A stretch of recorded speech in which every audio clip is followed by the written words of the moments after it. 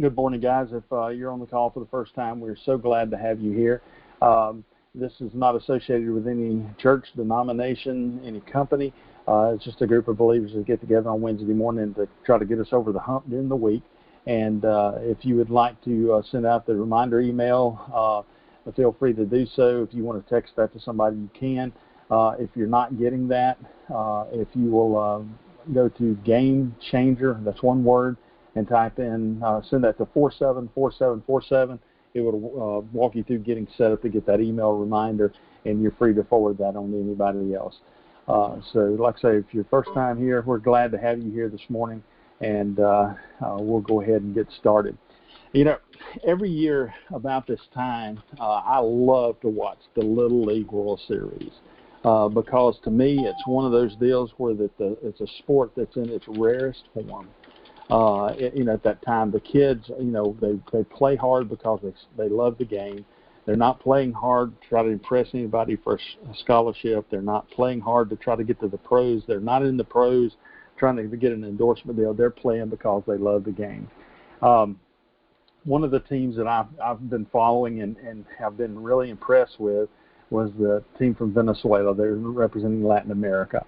And when they start telling their story, they were barely able to get to their qualifying tournament to try to make it to the World Series. They ended up having to take a 10-hour bus ride to get there.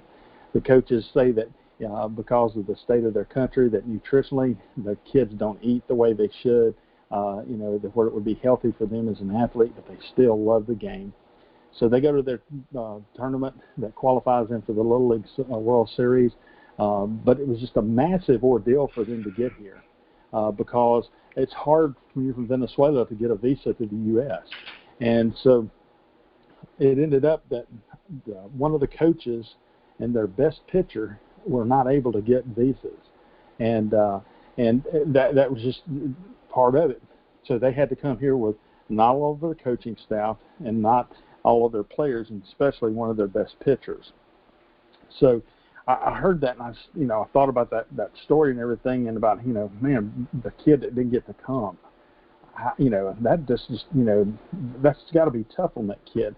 But yesterday, there was a story that came out that he flew into New York yesterday, and they drove him down to Pennsylvania for him to be with his team, and he was going to get to play. So, that whole story there, you think about the struggles. And think about that the country is so poor that the parents weren't even able to come watch their kids in a moment that's probably you would consider a once-in-a-lifetime moment. But when you look at those kids and the way they played, you would have never known that there was anything going on behind the scenes like that they were dealing with. So, you think about that. There's a lot of trust there. In that story, there's a lot of trust. That the team has to trust their coaches because the team has been turned basically upside down. The coach has to trust the players to pick up the slack where they were in playing their first several games. The players and coaches both had to trust that someone was going to work everything out to get that player, and still working on getting a coach here to the U.S. that they were missing.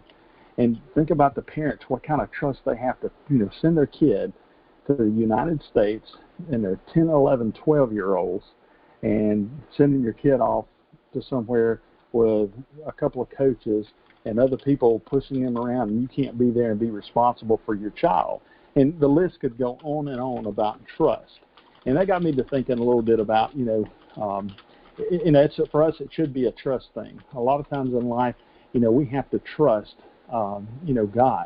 And when things don't go our way, we trust God anyway. It says in Isaiah 12:2, God is my salvation. I will trust and not be afraid.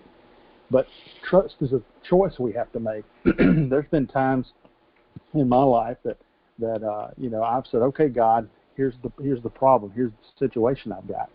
And sometimes I'll catch myself reaching back like God can't see me, and I'll try to pick it up and take it again. Or I don't think that is something that God can handle. I know it's crazy, but sometimes I'll go pick it up, and I stand there and say, hey, man, this burden's kind of heavy, God. You know that, huh? Who knows how heavy the burden is on you? Excuse me. So, we got to make that choice to give it to God. Now, the other thing I, struggle with is, sometimes I don't want to give God time to work everything out. In Ecclesiastes 3:11, it says, He makes all things beautiful in His time. So that, to me, that's saying, hey, He's going to work this out. There's always time for God to work in our lives. It doesn't matter how bad we've messed up. It doesn't matter, what the problem is. It doesn't matter, what the enemy has stolen from your life over the years. God can restore all that, but He's got to do it in His time. And I think I've said it on here before. God's never early. He's never late. He's always on time.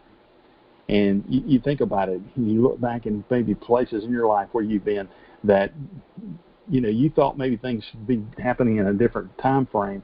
But when God worked it out, you saw that time frame was right for you.